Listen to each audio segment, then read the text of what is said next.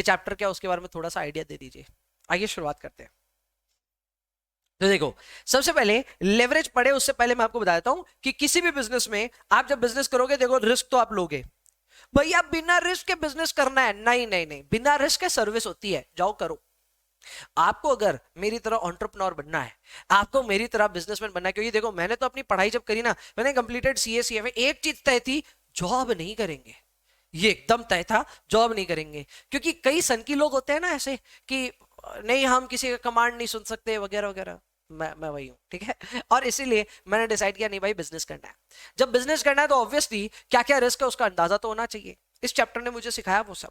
इस चैप्टर ने मुझे बोला कि देखो भाई, तुम अगर बिजनेस कर रहे हो, जैसे मेरा ट्यूशंस का अगर मैं कहूं ये बिजनेस ही है, हालांकि इट्स अ सर्विस, लेकिन फिर भी देखो बिजनेस है, it's a business.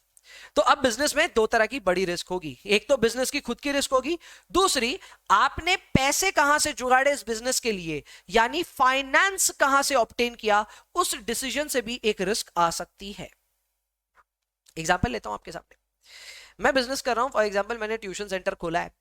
Tuition centre में सबसे पहली बिजनेस तो ये रहेगी कि एनरोलमेंट आएंगे कि नहीं आएंगे, दैट इज अ रिस्क। क्योंकि जनता जनार्दन है, बच्चे मुझसे ज्यादा जानते हैं, उनको अपना अच्छा बुरा सब मालूम है। तो वो डिसाइड करेंगे ना कि उनको एनरोल करना है कि नहीं करना। एंड एग्जैक्टली ये मेरे लिए सेल्स रिस्क है। बच्चे एनरोल किए तो अच्छी बात, नहीं किए तो भी अच्छी बात, कोई बड़ी बात नहीं, लेकिन मेरा सेल्स तो ऊपर नीचे होगा ना। तो सेल्स अनसर्टेन होती है, एंड वो अनसर्टेनिटी की वजह से ये सेल्स रिस्क आप अपने बिजनेस में देखते हो। ये सिर्फ मेरे बिजनेस छोड़ो, सबके बिजनेस में होता है। जो जो जितने दुकानदार है ना, वो जब दुकान का शटर खोलते हैं ना, तो पहले भगवान से प्रे करते हैं, भगवान आज बोनी जल्दी करवा देना। समझे? तो बड़े से बड़े बिजनेसमैन श्योर नहीं है कि उनके बिजनेस में सेल्स आएगी नहीं आएगी, तो सेल्स हमेशा अनसर्टेन होती है, एंड इसीलिए सेल्स रिस्क हमेशा रहेगी। लेकिन सेल्स रिस्क अनअवॉइडेबल है, बाकी अवॉइडेबल है, जैसे कि ऑपरेटिंग रिस्क। देखो सेल पे तो किसी का कोई कंट्रोल नहीं, लेकिन आप अपने बिजनेस को कैसे चला रहे हो वो डिपेंड करता है आपके ऑपरेशंस पे। जैसे मैंने आपको एग्जांपल दिया ना कि एक बड़ा स्टोर है, शोरूम बड़ा सारा, लोग बहुत ज्यादा उसके अंदर एम्प्लॉयड, और एक छोटा सा दुकान है। आपको खुद को पता है, the moment I introduce this example, आपको खुद को पता है कि कौन ज्यादा रिस्क लेके काम कर रहा है। भैया वो जो बड़ा स्टोर है ना, जो शोरूम है ना, वो शोरूम वाला ज्यादा रिस्क ले रहा है। उसके ऑपरेशंस इस तरह से अलाइंड है कि वहां रिस्क ज्यादा होगी। बस बैंग ऑन, आपको समझ में आ गया, वही है ऑपरेटिंग रिस्क। और वहीं पे दूसरी जो जो जिसकी ऑपरेटिंग रिस्क कम है, वो क्या ऐसा कर रहा है कि उसकी ऑपरेटिंग रिस्क कम है? भैया उसने अपने बिजनेस में, अपने कॉस्ट स्ट्रक्चर में फिक्स कॉस्ट रखा है कम, उसका ज्यादा कॉस्ट क्या है? वेरिएबल। क्लियर? अब आप खुद देख लो ऐसे स्टोर्स। अब रेस्टोरेंट्स का एग्जांपल लेते हैं, रेस्टोरेंट्स का। आप जरूर किसी आसपास अपने रेस्टोरेंट में खाना खाने गए होंगे, ब्यूटीफुल डेकोर, बहुत सुंदर सजाया हुआ। यार उन सारे रेस्टोरेंट में ना वेरिएबल कॉस्ट कुछ खास नहीं होता।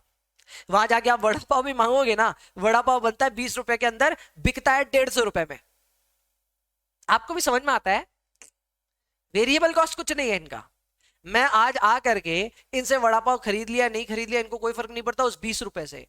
पर ये जो इतना रेंट दे रहे हैं ना इस पे, ये जो इनका इतना स्टाफ आ रहा है ना अंग्रेजी बोलते हुए, अब अंग्रेजी इसलिए बोल रहा हूँ क्योंकि अंग्रेजी वाले थोड़े स्किल्ड होते हैं ना, तो दाम बढ़ जाता है लेबर का।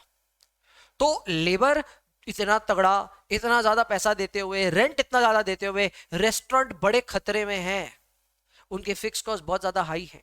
एंड इसलिए शायद ऐसा होता है कि जो रेस्टोरेंट में सेल ठीक ठाक नहीं आती, रेस्टोरेंट बंद हो जाते हैं। मेरे ख्याल से आप को रिलेट करेंगे इस एग्जांपल के साथ में भी। तो ऑपरेटिंग रिस्क क्या होती है, सीधा सीधा कहूं तो ऑपरेटिंग रिस्क होती है अनसर्टेनिटी कि आपके बिजनेस में प्रॉफिट होगा कि नहीं। और ये होता किस वजह से है? क्योंकि आपने अपने बिजनेस में ले रखा है फिक्स्ड ऑपरेटिंग कॉस्ट। आपने अपने बिजनेस में ऑपरेटिंग कॉस्ट फिक्स थोड़े अट्रैक्ट करके रखे हैं। जैसे ही आपने फिक्स कमिटेड कॉस्ट को अट्रैक्ट कर लिया अपने बिजनेस में, हो गया बंटाधार, आपने रिस्क तो ले लिया। मैं ये नहीं कहता रिस्क लेने वाला हमेशा फेल होगा, ठीक है, रिस्क है तो इश्क वाला भी एक डायलॉग है, तो रिस्क से मजा भी आ सकता है आपको, लेकिन हाँ रिस्क है तो मतलब आप थोड़े कॉन्शियस हो जाइए कि बिजनेस में आप रिस्क ले रहे हो। Next up is financial risk. Financial risk भी आती है uncertainty in your net income, क्या है हम इसके ऊपर में आएंगे, लेकिन ये आती है because of your financial cost, जैसे हम इंटरेस्ट कहते हैं। आप अपने बिजनेस में अगर लोन ले लेते हैं तो लोन लेने के साथ साथ आपकी इंटरेस्ट लायबिलिटी आ जाती है। अगर आपको इंटरेस्ट चुकाना पड़ जाए धंधा नहीं है लेकिन इंटरेस्ट देना पड़ रहा है, तो इससे बड़ी रिस्क क्या होगी? इसे हम कहते हैं फाइनेंशियल रिस्क। यानी बिजनेस में नट शेल में बात करूं तो 3 बड़ी रिस्क होती है। Number 1 sales risk. Sales risk को कोई भी हेज नहीं कर पाया, यानी रिस्क को कम कर पाना आपके बस की बात नहीं, मेरे बस की बात नहीं। कस्टमर्स हैं, कस्टमर्स डिसाइड करेंगे सेल्स रिस्क कम होगी, ज्यादा होगी, जो भी होगी। लेकिन ऑपरेटिंग रिस्क और फाइनेंशियल रिस्क हम पे डिपेंड करता है। अगर हम अपने बिजनेस में फिक्स कॉस्ट कम रखते, पुचका वाला बन जाते जहां पे वेरिएबल कॉस्ट ज्यादा, फिक्स कॉस्ट कम है, तो हम ऑपरेटिंग रिस्क कम लेते। वैसे ही अगर हम अपने बिजनेस में सारा पैसा घर का लगा दिए, पापा भैया दीदी जब मांग करके अपना पैसा बिजनेस में इन्वेस्ट किए, वहां तक सब ठीक है। लेकिन अगर आपने लोन पे पैसे उठाए हैं तो आप रिस्क ले रहे हो सर, क्योंकि लोन पे उठाने में अगर कल को कुछ भी गड़बड़ हुआ तो फिर आपके आएगा बिजनेस में एक प्रॉब्लम, हल्का सा एक रिस्क आएगा। उस रिस्क को हम कहते हैं फाइनेंशियल रिस्क। क्लियर? तो ये दोनों टाइप के अपने रिस्क हुए, एक बार इनको ऑब्जर्व कीजिए, प्लीज ऑब्जर्व कीजिए। बिजनेस रिस्क कितने तरह की है और फाइनेंशियल रिस्क कितने तरह की है, ऑब्जर्व कीजिए इनको।